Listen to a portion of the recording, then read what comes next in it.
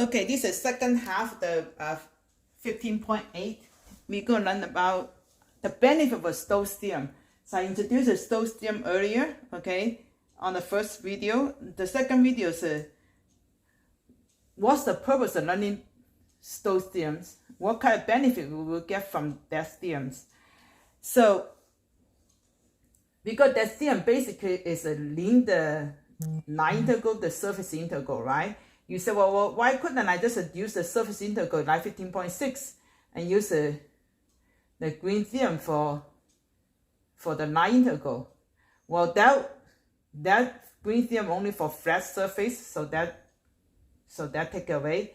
And then the line integral we learned in 15.6, okay, it's long, you know that, right? Those points are very long to do. So Stokes theorem can simplify the process for 15.6. So for instance, if I said, okay, find the surface integral for this one, number 4, okay? You said, wow, that looks like a terrible surface. How am I going to do that? So you said, well, maybe I can do number 3 instead. That looks a little better, smaller now, okay? Maybe the surface is not a little bit more like easier to look at it, easier to find. Then you say, well, maybe I should look at number 2. Number 2 is just the disk. That's easier, isn't it? And then you say, well, then about number 1. Number 1 is easier because number 1 just look at the curve. So what Stokes theorem tells you that these are 4. You can use either one of them to do. As long as the boundary, okay, is the same. That's number 1, okay.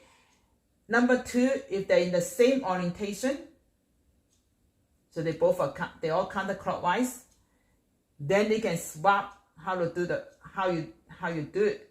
You can do this one to replace this one, or you can do this one to replace this one, or you can do this one to replace this one, or either one you can swap.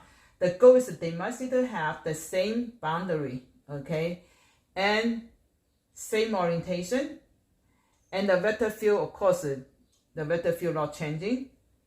As long as that's the case, then you can do, instead find the surface integral for that, you can just find this, okay?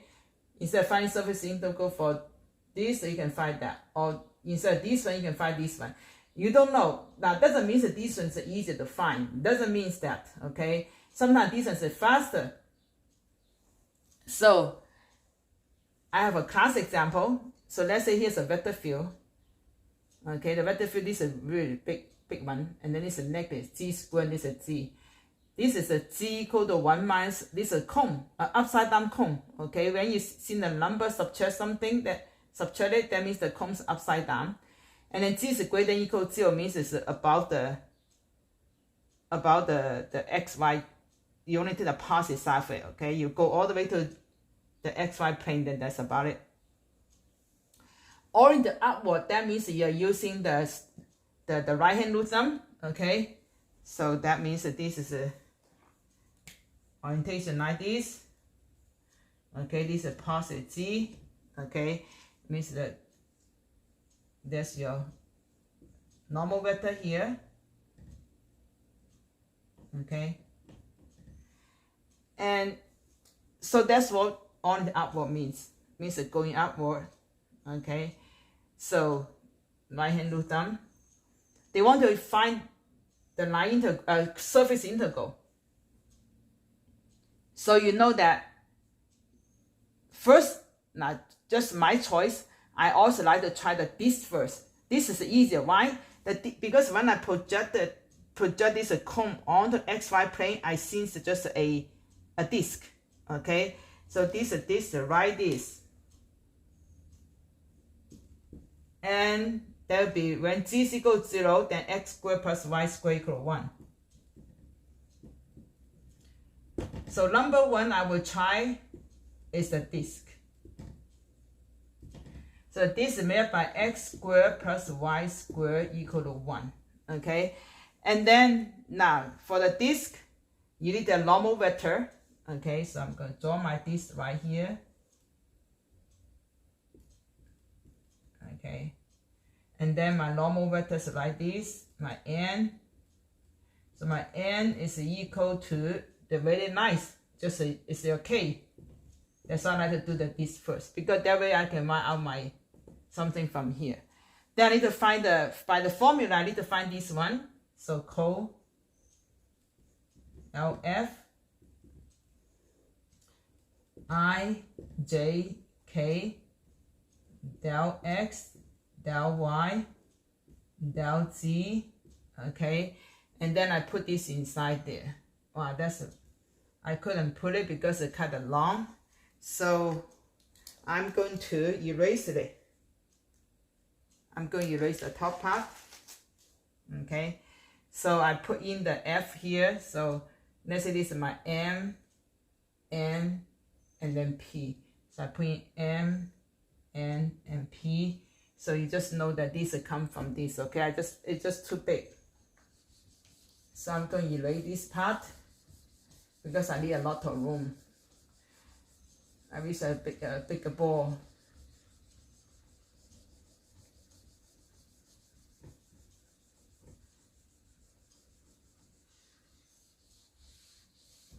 Okay, so, and then after I find the code, okay, after I did my partial derivative, and then it comes out equal to z negative 2z 6x squared plus 6y squared. Now I want to tell you that it's not like you have to just follow the way I do things. It's just that you can, if you understand the material, you can watch any video, you will still understand. But sometimes when you watch too many things, okay, it becomes information overflow, and then estimate give you a little bit more like confusion sometimes. So the way I study, I remember when I was in college, and one time someone asked the professor, said, at that time we don't have internet, okay, none of those things. And asked the professor, I want some, how should I get how many reference books I have? How much outside material should I use? The professor told the class, but still asked the question in the classroom. The professor said, just one book is your textbook. And then after that, I understand what my professor tried to say. He said that if you understand everything in the book, you will understand the material. Then it doesn't matter you read how many books, you will just understand. So you spend more time on just one thing instead of so many things, okay? If you can understand from one thing, just understand deeply and slowly, you'll be fine. Okay, so now once you get the code, then we use the formula. Okay, we go code F dot N.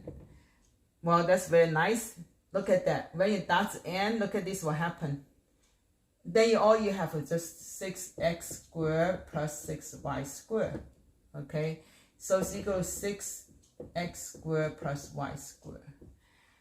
I did not permute anything, so I don't have to follow what the perimeter notation, right?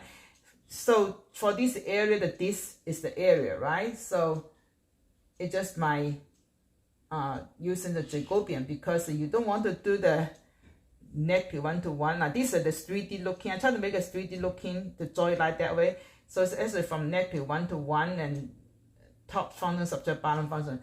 But don't do that. This is a circle. Immediately you know it's a Jacobian polar coordinate. Okay.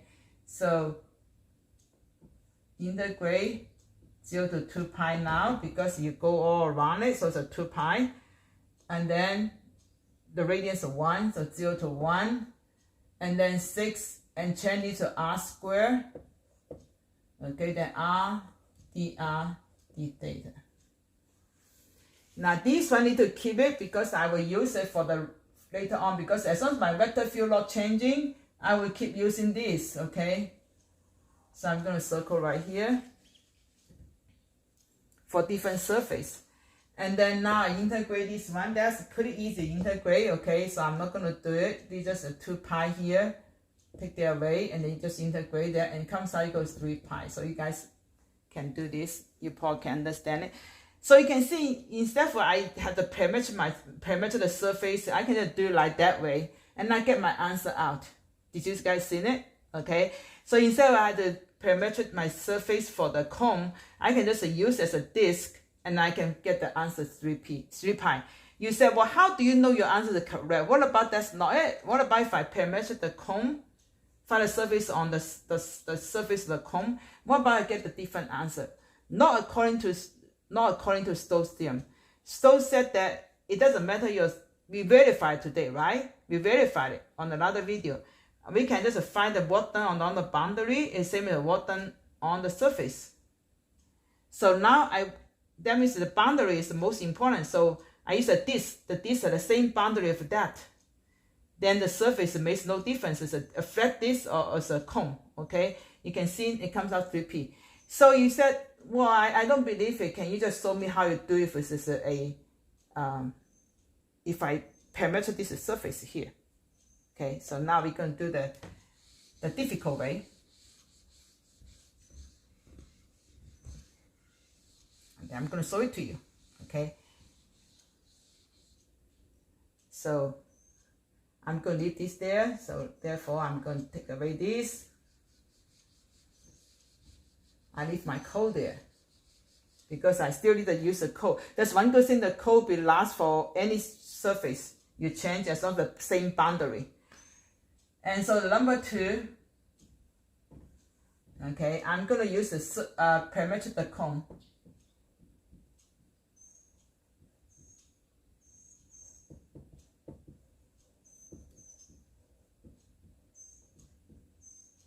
I'm going to parameter the cone surface.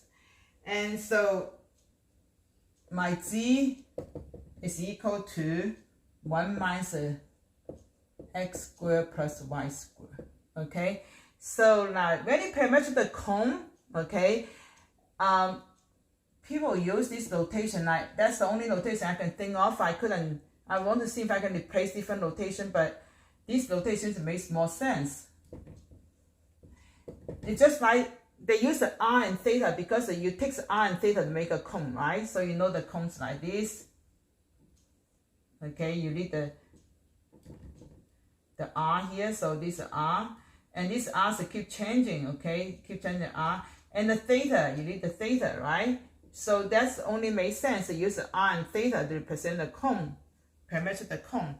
So this is the x, y, and z. Well, the x is equal to r cosine theta. The y is equal to r sine theta. And the g is equal to that, okay? 1 minus r. This is this is x squared plus y squared equal r squared comes out square root of r, so it's 1 minus r. And then you say, well, can I put a constant 1 here because this is the bottom curve, okay? The bottom curve is x squared plus y squared equal to 1, right? Can I put the 1 here? Not for cone, okay? Cone, you cannot do that. Why? Because you can see your r's keep changing. Okay, so let's say this is my symmetric line here. Okay, that's my z. Look at that. Your r's keep changing your r. Your r's not a certain number, so therefore you cannot put that. Now for cylinder, you could, because cylinders looks like this. Okay, you say, well, that's a lot to remember. You are right, because that's why engineer, they pay you, right? They pay you good money, right? Now one of my students said that he wanted to live in Bay Area. Only engineer salary will allow him to do that. He said mechanical engineer will allow him to live in the Bay Area and buy a house and support family. So they pay you good. There's a reason, because you have no more. Look at this. Now this is cylinder. Cylinder has the R right here, and the R's are not changing. Look at that. From top to bottom, it's the same R, right? So the R's not changing. So if we are cylinder x squared plus y squared equal 1, you can put it here. Okay, there will be no problem. You can put the 1 here. But not for the cone, okay? The cone, you cannot do that. So for the cone, this is a R. R is a variable, okay? Look at that. R. They don't use a constant to parametric, okay? They use a R, okay? The changing one. So the r's are changing. So now you're going to take the partial derivative of r and r. So it's kind of, I don't want you guys to think this r is like a polar coordinate r, okay? That's not it. This r's come from the r of the cone. So it's equal to cosine theta, sine theta, and then this is a 0, this is a -1. And then r with respect to theta, and then that'll be negative r sine theta, r cosine theta, and then the rho theta here, so it's a 0. And now we're going to cross them. Oh, I forgot the r. These two cross each other, okay? And then I, j, k, cosine theta, sine theta, -1, negative r sine theta, r cosine theta, and then 0. And then I'm not going to show you how I did this because it's not that difficult. You guys are already pretty good about it. It comes equal to r cosine theta, okay, then r sine theta, and then r. Now check your orientation. Check your orientation. This one is what I take away. This is just example I gave you earlier. Remember on another video I tell you guys that Stokes theorem's orientation is a right hand rule thumb. It means if you follow this, okay, the thumbs up and the orientation goes counterclockwise. And then the G component, the K component or G component should be positive. This is the G position, and for K, it's also K, IJK, right? And then positive here, so therefore this works, okay? So you don't need to do anything, but make sure you check it, okay? Check your orientation always. If this is a negative right here, then I will make a mistake, okay? Because it's supposed to be up. Then what you do, if I negative here, you just multiply negative for everything. Okay, negative, this be negative, and then positive like that, okay? So fix it.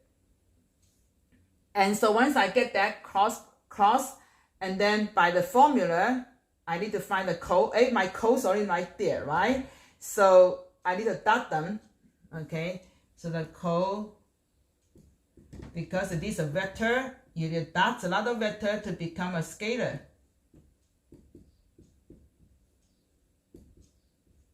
Okay, when I dot them, and here's what I get,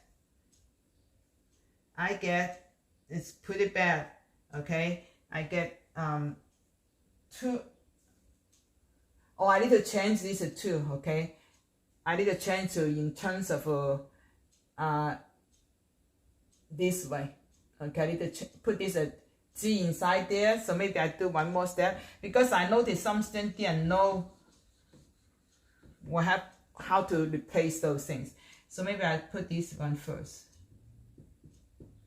Code F in terms of r and theta will equal to 2g, so the 2, 1 minus r, okay, and then negative 2g, so the negative 2, 1 minus r, and then 6r squared. That one's kind of nice. That one you don't need to change because r squared equals that, right? So that's just r squared. And then now, then we dot them, okay?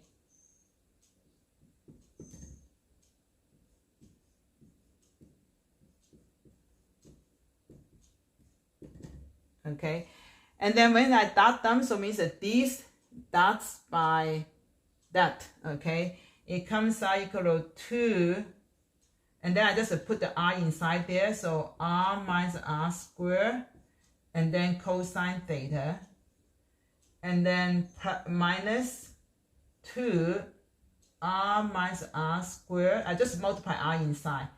Don't multiply the whole thing because it's more cleaner look and easier for the simplify later on. Sine theta plus 6rq. Oh, one more thing I forgot to mention that is that because they use these 2 to what's it called, parametric, so your later on with dr d theta. Now that's not come from the polar coordinate, okay? This is it's only fixed, the polar coordinate only inside. So that means don't multiply r here, just dr d theta, just follow exactly, okay? Do not put in the holonomial we have a Jacobian, right? No, not this time. So now we're going to actually a Jacobian only inside here now, okay? It's only in when you parameter, it's only in the process. So I just leave like this. Now we're going to integrate,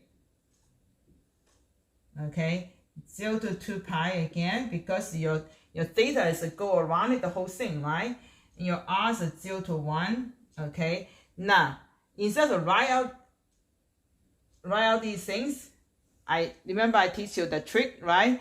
I said that if you have a cosine odd degree and then odd number, odd power, and then this is sine also odd, this is sine here, also odd power, means that this is going to be 0, okay? This is going to be 0.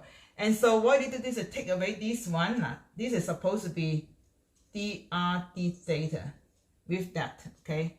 With a code that with this inside here, okay? Now you're going to take away the 2 pi, okay? Take away the 2 pi, take away the theta, d theta here, and then cross this out, okay? You tell me, you put on the side, you say cosine theta equals 0, sine theta equals 0. Because when I integrate it be sine, this will be negative cosine, right? So this will go to 0 also.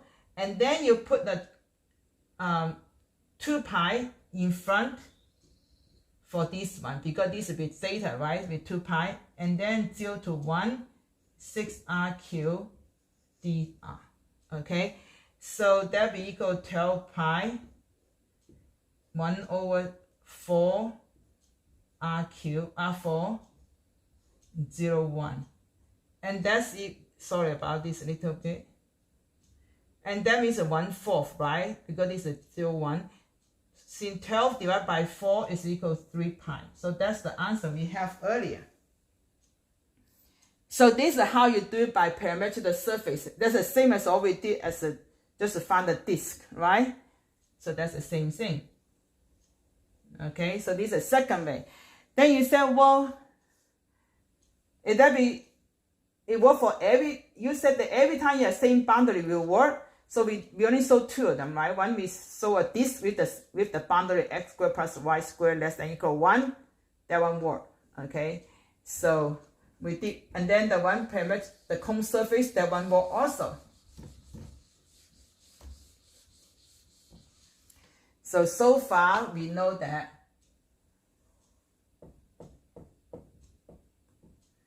x squared plus y squared less than equal 1, that's a disk, okay? Equal to 1, that's a boundary, okay? So that one's equal to 3 pi, okay? And then we parameter the surface of cone. We use the cone here. We use the cone surface, okay, on the side of the cone, okay? So let's say this is my cone. I use the surface here, okay? And then also equal to 3 pi. So both will give me 3 pi. So do you mean that every time I have a boundary looks like x squared plus y squared will work? Yes, you're right, okay? That means that you can also do this. If you have this is surface,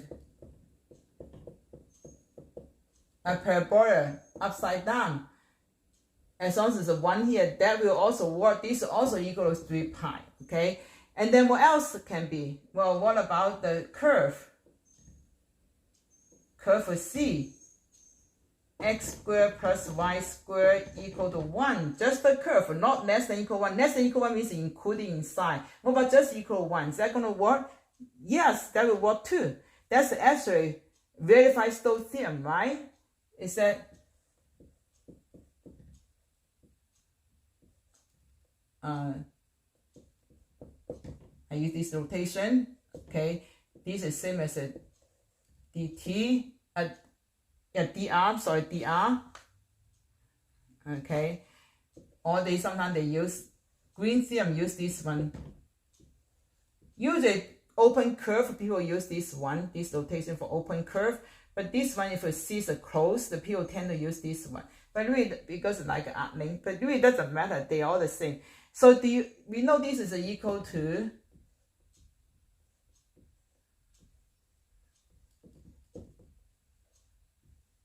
right? We try this one on that, it worked, right? And when we try this one on this also, it worked, right? So let's try this side. Do you think if I use the curve, okay, for here, would that get 3 pi also? So kind of like verifies those theorems. So now let's try this side, okay? So to try this one, I need to parametric my, actually there's more, okay? I didn't write all of them. Okay, actually I'm thinking about write one more. So we did this one, we did this one. Now I'm going to try this one. There's another one actually. It's a hemisphere. Okay, hemisphere. Okay, this is g is equal to 1 minus x squared minus y squared. That will also work to be as on the same boundary, same one here.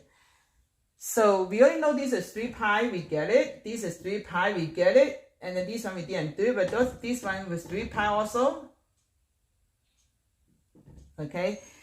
So we want to prove those theorems actually does work. So now I need to get RT first, okay? Parametric my curve. Now parametric the curve, okay? You can use the R equal to 1. Why is that? Because the R is not changing. The R equal 1 stay the same. It's a circle, okay? So therefore, you can use the 1 here now, okay? So it's supposed to be R cosine t, R sine t, and then g is equal to 0 because you are on the what? On the xy plane. Because the remember the problem is that on g greater than equal to 0, so the lowest point is you are laying on the, okay, let's say this is my xy plane, you are laying right here, okay, so your g is equal to 0. But your r is equal to 1 now, so you could use the 1 here. Okay, so if you want to use the curve to do the problems, so maybe I put that, oh, I only put the C here. So this is C. C is for this curve, okay? The curve is C. And then now we're going to take R prime t is equal to negative sine t, cosine t, and then 0. Okay? Now F, oh, I took away my F earlier. My F, I'm going to parameter my F, okay? F equal to, when I put the x, y, now this is your x position, y position, z position inside my vector field function, it comes out equal to negative 6 cosine squared t sine t subtract 2 sine qt and then 0 and then 0. Okay, now because my g is equal to 0, so that's why I was able to write out the last 2 terms. Okay, and I was able to write out one portion of the first term. So that's my ft. Now I'm going to dot these two together. So ft dots by r prime t. And that's very nice. This is white out, this part, did you see it? So I just have that. So that becomes 6 cosine squared t sine squared t. And then plus 2 sine 4t. Okay. And so what I'm going to do is I made this to be 1 minus sine squared.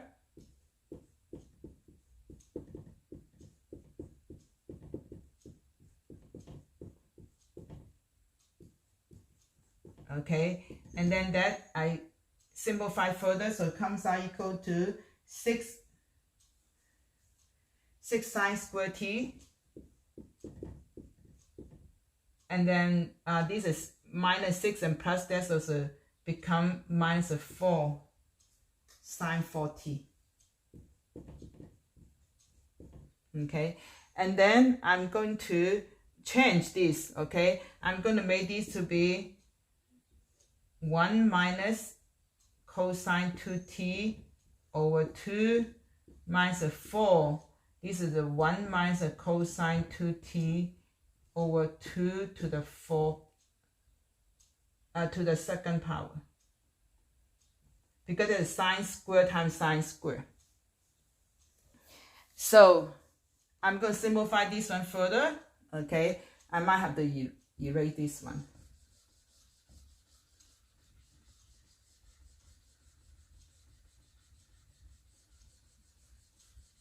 Be nice to have a bigger ball. I'm thinking about using the software less time for my math too, because those are problems are very long. So if you took my math tool before, or you took some other teacher, you know that, right? There's a lot of material. The more you learn right now, you benefit yourself in the future, okay? Because you develop your critical thinking, and then you understand the material. You understand what's going on. So learning is very, very important. You never stop learning. So I keep learning myself also. I'm thinking about taking some class myself too, just for fun. But I usually look at open course from MIT because I don't need to pay. Okay, so once you get that, so I'm going to continue to simplify, and that comes out equal to 3, 1 minus, I take the 2 out, okay, 3, 1 minus cosine 2t, cosine 2t. And this one's a 2 square, right? 2 square become 4, and then write out these whole things. Square, okay? And then I just open this one up, so I leave this one alone.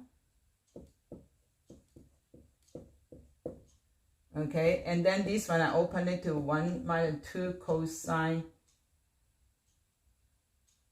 2t plus cosine squared 2t. And so now I'm going to integrate. Actually, I have to take out the 3. See, this one is not easier to do. See, I feel like there's more to do. So I go 0 to 2 pi, because you go all around the 2 pi, right? So 0 to 2 pi. I actually, and then, well, I just leave it like that now. So this go inside odd power, okay? So I don't really care. You have a 2t or 3t, as long as you're odd power, that goes at 0. That one goes at 0. This one goes at 0, okay? So then 3 minus 1 is equal to 2. So this is 3 subtract 1 is equal to 2. And then this one, I have to simplify this one also. This become 1 plus cosine. Now, when you square 2t, that become 4t here over 2. So this is 2 minus, okay, 3 minus 1, right? So this is minus, I just make sure the algebra. So this is a negative go inside, so it's a negative 1/2. This is also 0, okay? And then this would be, this is gone, the 2 pi is gone. Because I don't need, once I cancel it, I don't need the 2 pi to 0 to 2 pi. So 2 minus 1/2 equals 3/2 times by 2 pi. So it's also equals 3 pi. So we do, so yes, the answer is yes. So the answer is 3 pi. So far, you know what? I don't like this way to do it. It seems easier, right? But no, I feel like the integration harder. I like this one the best, okay? And then maybe, I don't know, these two are equally, I feel this one's easier on the integration. And then let's try one more, okay? And I want you guys to try this one at home to see if you get the same answer as 3 pi, okay? So please, homework, okay? Try this one on your own, okay? And then now I'm going to try this one. My goal is seems that I get 3 pi.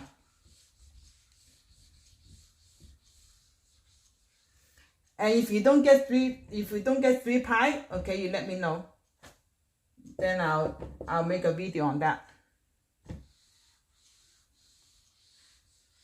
Now your final is going to be chapter 15, except 15.5 and 15.6. But 15.6 we solve the material we use for the later session too. So basically, if you're studying 15.7a, 15.2, 3, 4, okay, 5 sessions, that should be pretty good.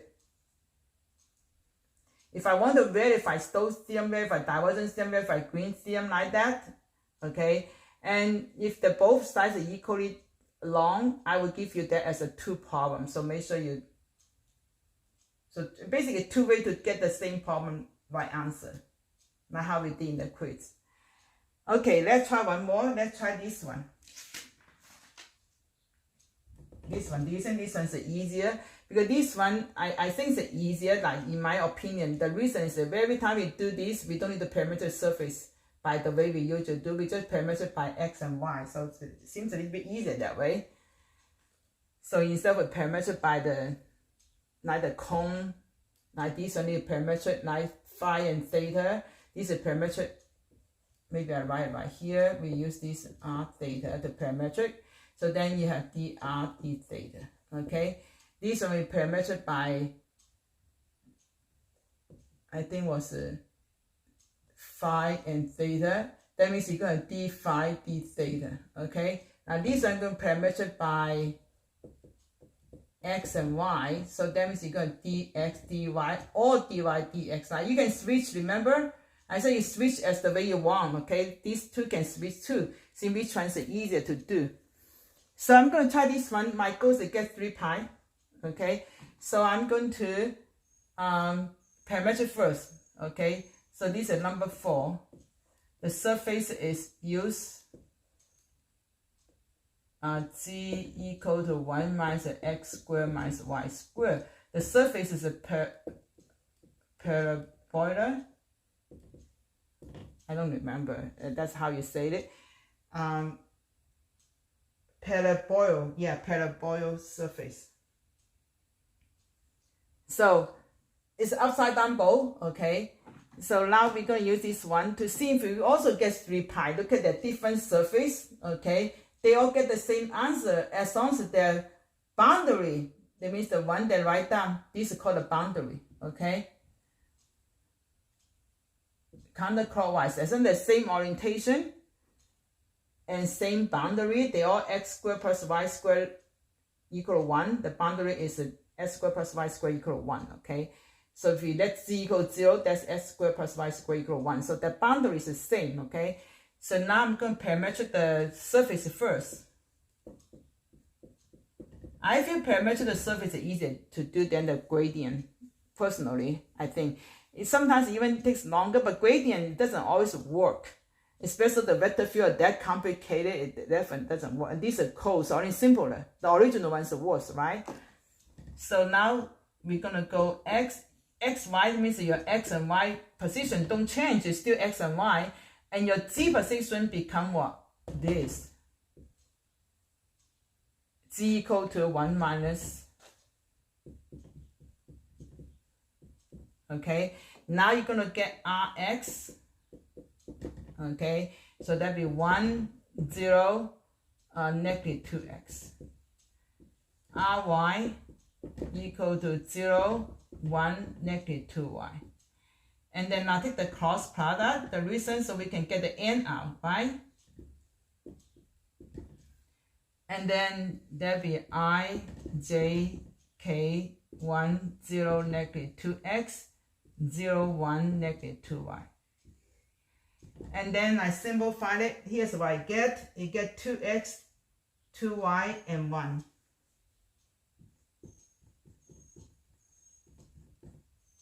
Okay. Check this one. Okay. Make sure this one's positive. Yeah, it's positive because when I do my right hand rule, thumb goes up. Okay. So it follow the same direction. Okay. So means that this way means that your K components will be positive, which it is, okay? So every time you do the cross product for surface integral, okay, you must even check that for the n, okay? So this is your n here. So every time you find the n for surface integral, you must even check your last component for the Stokes theorem's rule, okay? So this one's correct. If I were negative here, that'd be wrong, okay? If I negative here, oh, that'd be wrong. Then what happens if I negative here? Then you just multiply negative to every term to make this positive. So now I need to get the code. Well, the code's already here, so that's why you don't erase it. The code will work for every one of them, okay? Because that's a vector from vector field. So remember, code means not conservative, means there's every spark field differently, okay? So code is equal to 2g, okay? Well, your g is equal to what? That. So you need to replace that 2.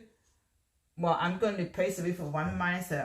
I know that eventually, when I find the area, I'm going ds dy ds is basically looking for area, right? Area on the xy plane for the circle, okay? Because when you project this one, you're going to get a circle, right? So that means I'm going to have to use a polar coordinate. Now, that's different than this one. This one's come from projection depth. This also come from projection depth. But this one gives you the area of the circle, okay?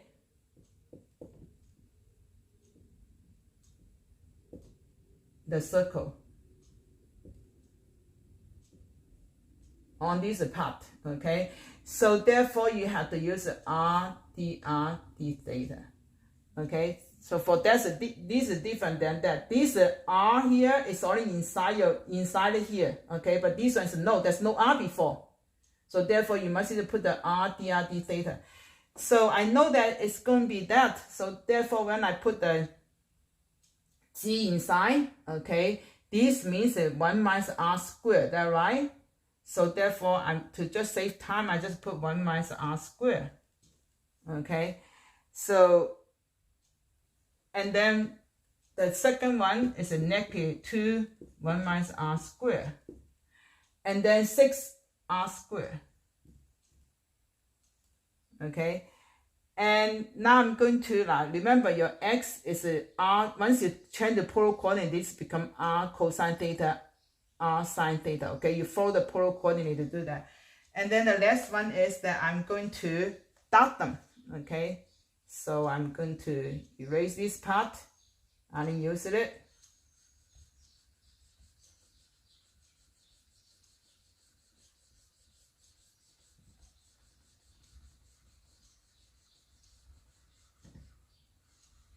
Okay, don't erase that yet.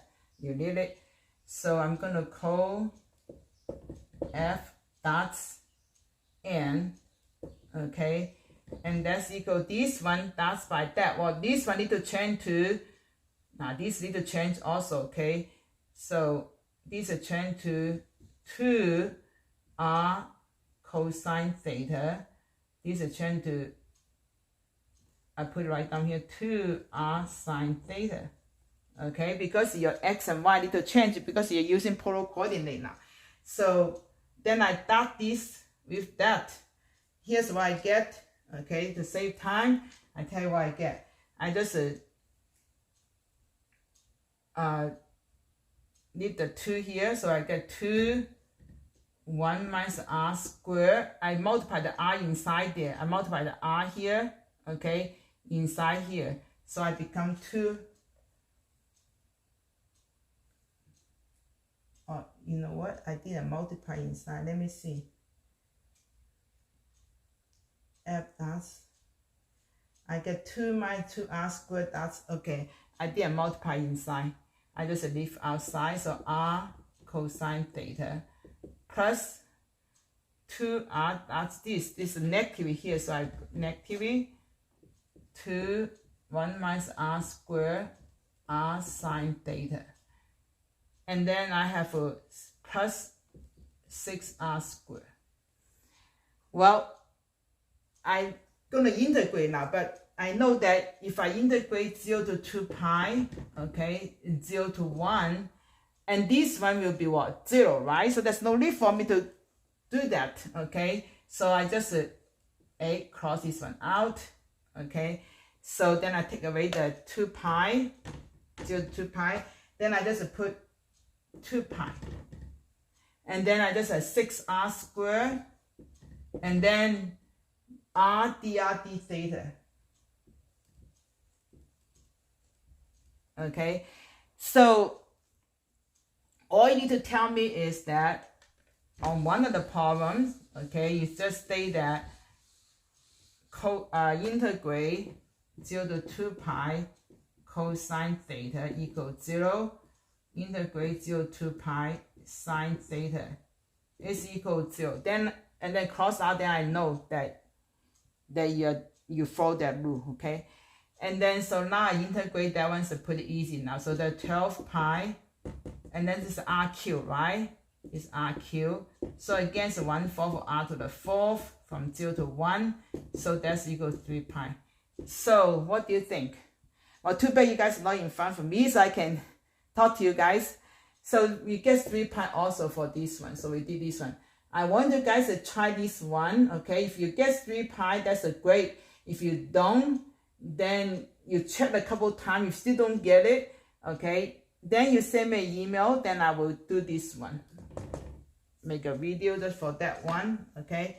So that's basically for the second half, the Stokes theorem. My goal is to want you guys to understand the beauty of a Stokes theorem and the benefit of it, okay? So is that if you have to find a surface that you don't like, you just look at the boundary, okay?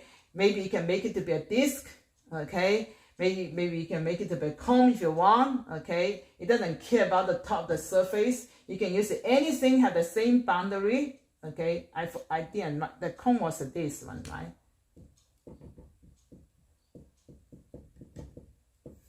They all boundaries x squared plus y squared equal 1. They all follow the same boundary, the curve, okay? As long as they follow the same boundary, they should receive the same answer. Of course, orientation had to be counterclockwise, okay? And of course, you cannot change the vector field. They have to be in the same vector field. And you can see, okay, I don't know what you guys like, which one you like better. I will all try this one, okay? So that's basically for today's material. Any question, feel free to ask me. I would love to answer your questions. So don't even worry about bothering me. Just to send me. I want you guys to learn the material. I know the importance of 1C. I tutored many students when I was a student before. Tutored many engineering students in college and university. And I realized that this is always something that they struggle on. It's a Stokes theorem. So that's basically it for today's material.